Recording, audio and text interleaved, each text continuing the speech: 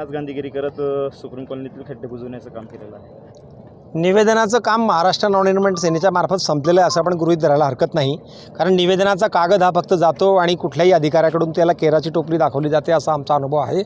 महाराष्ट्र नवनिर्माण सेनेने आता असं ठरवलं आहे की ज्या ज्या ठिकाणी ज्या ज्या समस्या असतील तिथे स्वतः जाऊन श्रमदान करावं किंवा लोकसहभागातून ते काम करून द्यावं जेणेकरून प्रशासनाला जाग येईल. जनतेच्या मनामध्ये थोडासाही संताप येत नाही याचंही वाईट वाटतं. आम्ही जळगावकर जनतेला सांगू इच्छितो की तुम्ही एवढे शोषिक होऊ नका. प्रशासनाने हे सगळी कामं करावी ही प्रशासनाची नैतिक जबाबदारी आहे. ही नैतिक जबाबदारी आमदारांची आहे, ही नैतिक जबाबदारी खासदारांची आहे. आणि या सगळ्या भागांकडे जसं आत्ता आमचे श्रीकृष्ण मेंगळे म्हटले की हा भाग पूर्ण दुर्लक्षित आहे, दुर्गम आहे. हो, खरोखरच जळगावपासून आपण दुर्गम विभागात आहोत का? आणखी जर आपण पुढे गेलो तर आपल्याला स्वतःला लाज वाटते की आपण जळगाव शहरामध्ये आहोत का? खेड्यापाड्यांमध्ये सुद्धा चांगल्या वस्त्या आणि चांगले रस्ते झाले असतील, पण जळगावची जी उपनगरं आहेत त्याची परिस्थिती अतिशय विदारक आणि भयान आहे. त्याच्याकरता महाराष्ट्र नवनिर्माण सेना स्वतःहून पुढे जाऊन श्रमदानाने लोकसहभागातून अशा प्रकारची कामं करीत राहील अशी ग्वाही आम्ही जळगावकरांना देतो. आम्ही जळगावकर जनतेला सुद्धा आवाहन करतो की अशा या सगळ्या आमच्या लोकसहभागाच्या श्रमदानामध्ये आपणही सहभागी व्हावं अशी विनंती करतो. दादा, काय सांगाल? आज आपण इथं खड्डे बुजवण्याचं आंदोलन केलेलं आहे.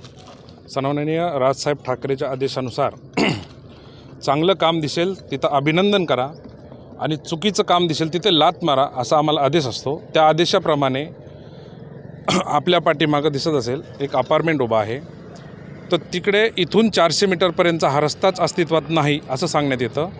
तर ह्या 400 मीटरसाठी आम्हाला कमीत कमी 1.5 किलोमीटरचा फेरा घ्यावा लागतो आणि त्या वस्तीमध्ये 2,500 लोकवस्तीची ती वस्ती आहे. महानगरपालिका वार्ड क्रमांक 19मध्ये ही वस्ती येते. आणि दुसरा विषय, उजाड कुसुंब्याला जाणारा रस्ता 5 वर्षापासून खडीकरण करून ठेवलेला आहे. ते आजपर्यंत तिथं त्यांना डांबरही भेटलं नाही.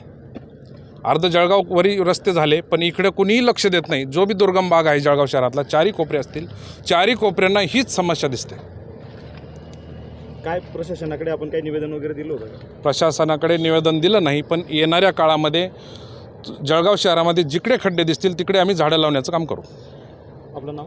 श्रीकृष्ण मेंगडे, उपमहानगराध्यक्ष, जळगाव. गांधी तीर्थ, निसर्गाच्या सानिध्यात महात्मा गांधींच्या जीवनावरील जगातील पहिले मल्टीमीडिया म्युझियम. आजच भेट द्या. गांधी तीर्थ, जैन हिल्स, जळगाव. अधिक माहितीसाठी www.gandhifoundation.net वर व्हिजिट करा.